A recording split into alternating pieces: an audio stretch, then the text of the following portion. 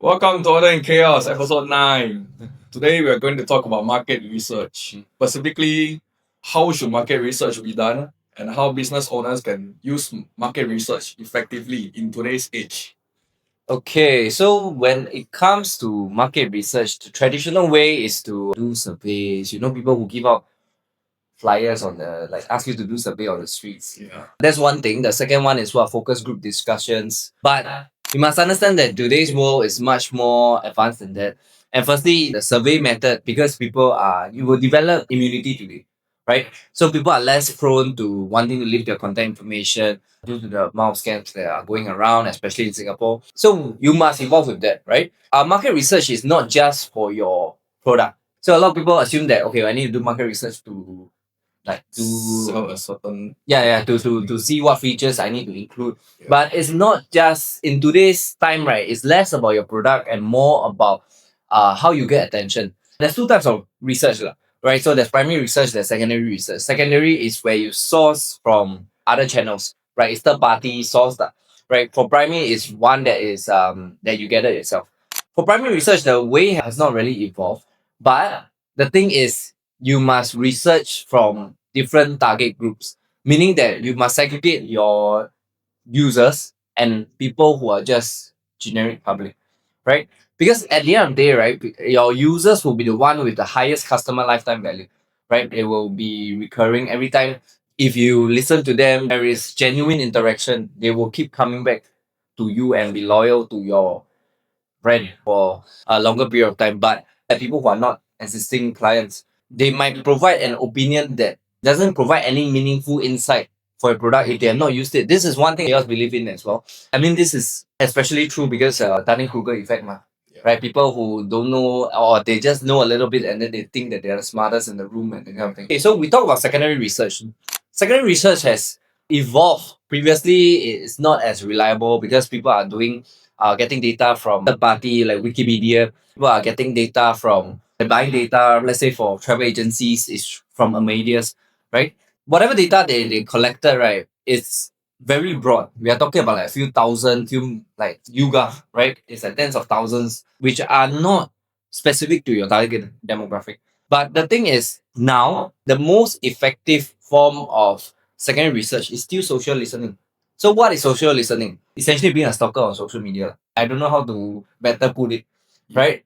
Right? Social listening is being a stalker on social media. So what things that you must research most of is for your attention, your marketing strategy. Why? Let me ask you, like, right? What is easier to improve?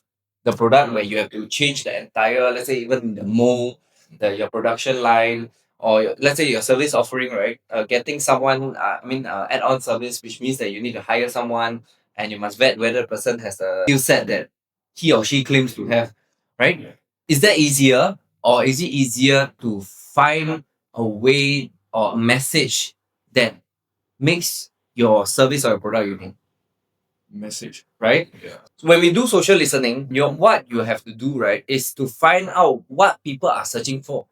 Next to the whole concept of pain points, and also it ties in with sales as well, lah.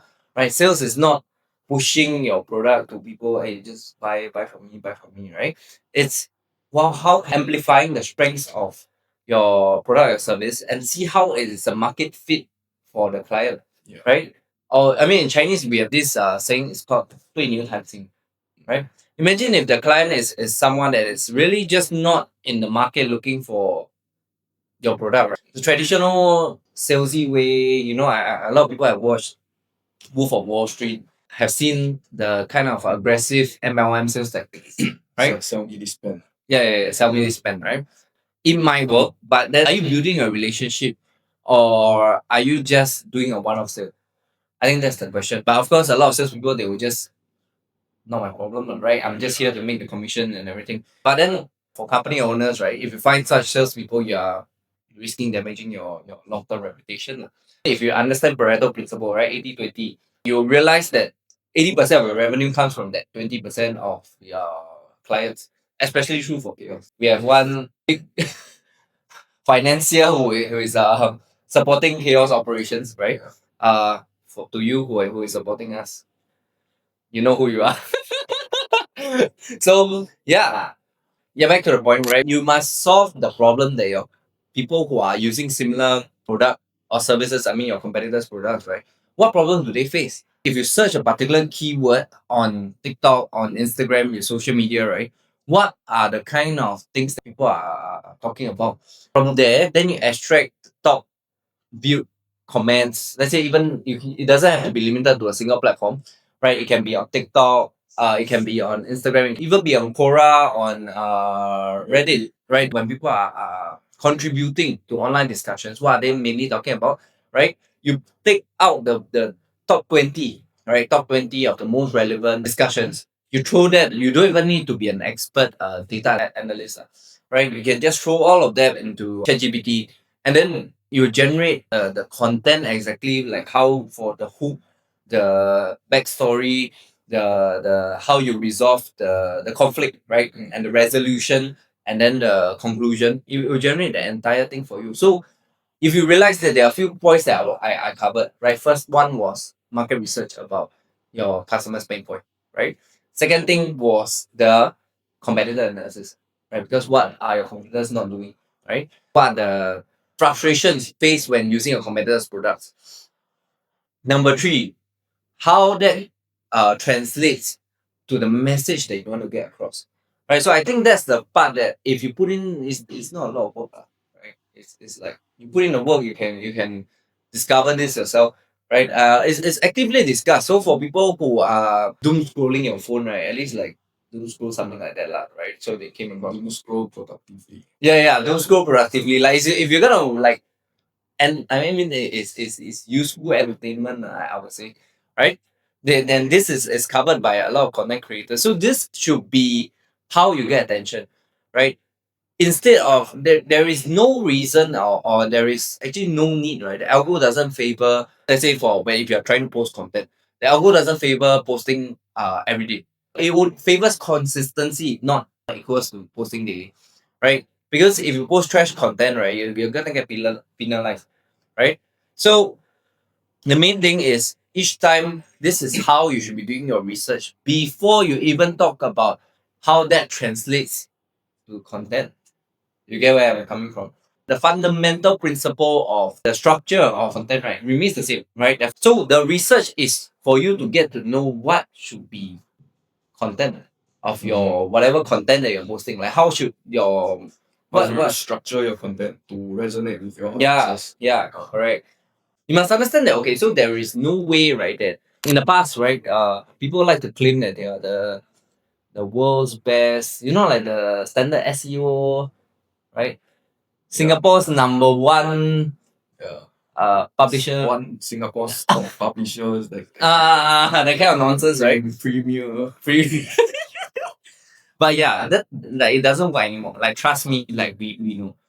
It's too generic, doesn't resonate. Like, but what actually resonates with people is something that you need to put effort towards. Not just randomly, oh, give me a body copy for a publishing website or whatever help like hair brand, and then try and You're gonna end up with slop. yeah, Yeah. right? You can try go and key now. Give me a SEO optimized copy. Doesn't work. It really doesn't work. I mean, the optimization is based off the understanding of your product or service, right? But it's not what it actually is or how you actually see it or how even your clients see it, right? I think what I covered so far is how market research actually translates to what people see. Chinese have this saying what? 台上3分钟，台下10年功 Yeah. right? Which means that whatever you see, right, is 10 years of effort condensed into just 3 minutes. For those who think that, okay, so I mean, a word of caution and also to tell business owners, founders, right, put more effort. It's not what you see that matters, but how the thought process, how it translates into actually the part where your people get to know you. So the starting point for each business, let's say they're starting from zero. So it's always to do secondary research first. Correct. Through social listening. Yeah. That's the most cost efficient and that's the most effective way to really get to know what your target audience wants, right? right? By simply watching, like scrolling, right, the algorithm would already sense what you're looking for. Because you wouldn't stop on a video that doesn't resonate with you, or wouldn't be something that you're looking for, right? Which makes sense. So for people who are thinking that, oh, market research is pointless. I mean, if you are in a monopolistic competitive market, right, then unless you have a real advantage, lah, right? You're oligopoly, right? You're Singtel, lah. But if you have not, then it matters more, lah, right? Because the real, I mean, the whether you are profitable depends on perceived differences. You already know that's the nature of your. Okay. Don't lie to yourself. Tell yourself that, oh, I'm different. I'm unique. Everyone says the same thing. Yeah, you are unique, lah. But does your client or your customers think that you are unique? I think that's the thing that most founders need to ask themselves, right? And do market research to find out. Yeah, and do market research to find out. Yes. So yeah, I think that's very important. And also, it doesn't just apply to sales, your product, right? It applies to even your internal team. What do I mean?